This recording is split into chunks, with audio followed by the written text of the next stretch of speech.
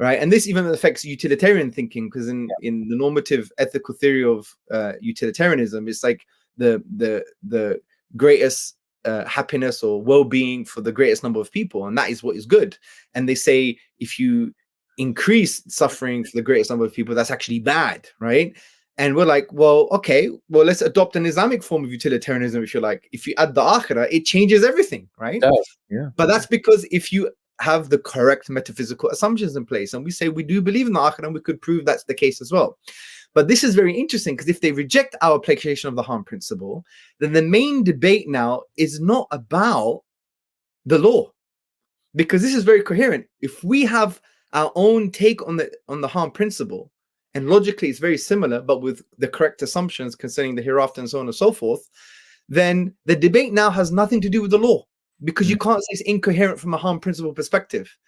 The main debate now is, well, I don't believe in hell. I don't believe in paradise. I don't believe in the Islamic sources that tell us about heaven and hell. That's exactly where we want you. We want a worldview discussion. And this is one of the beautiful things when you discuss with a liberal or secular person. If they're sincere, it would always come down to the foundations. If they're not, they'll block you on X, like they did with me, and maybe with you, God knows. So you have people, they reveal the kind of incoherence, the idiocy, the imprudent understanding. Be serious. What this does demonstrate, your experience and mine too, of being blocked. Being blocked on X is not the worst thing that can happen to you in life, to be honest. But anyway, what this does demonstrate is not the individual cantankerousness of these people. I think they might be cantankerous. What it really demonstrates to me is actually the fundamental intolerance of the liberal paradigm. The liberalism cannot tolerate any challenges to liberalism. If you have a different paradigm, an Islamic one, and there are other paradigms as well, then they are almost by virtue of that difference illegitimate and must be censored. And liberalism has an authoritarian side to it, and it will suppress, and we're seeing this now in the media in the West, where any political dissent to the prevailing narrative on Israel and Gaza and so on is literally put down, often brutally, in universities with students and so on. So liberalism has two sides, is the Jekyll and Hyde. And at the moment, we're seeing the Hyde more than the Jekyll. And we must always be aware that liberalism is not always what it claims to be. It also suppresses any opposition to its fundamental principles. So it's not really just about believing what you like. It's believing what you like as long as you're within this particular paradigm. If not, you have no validity, and you will be stopped, in my view. Standing ovation. Sit down. Well, that has to be made into a reel, because that was very eloquent and very powerful. And you're right. I like to rant occasionally. It comes from Speaker's Corner, you see. I get this kind of... You know what it is, Paul? You know, Dr. Shabir Akhtar, may Allah have mercy on him, he made a very good point in his book, Be Careful with Muhammad sallallahu alaihi wasallam. He said something along the lines of, look, liberalism and secularism,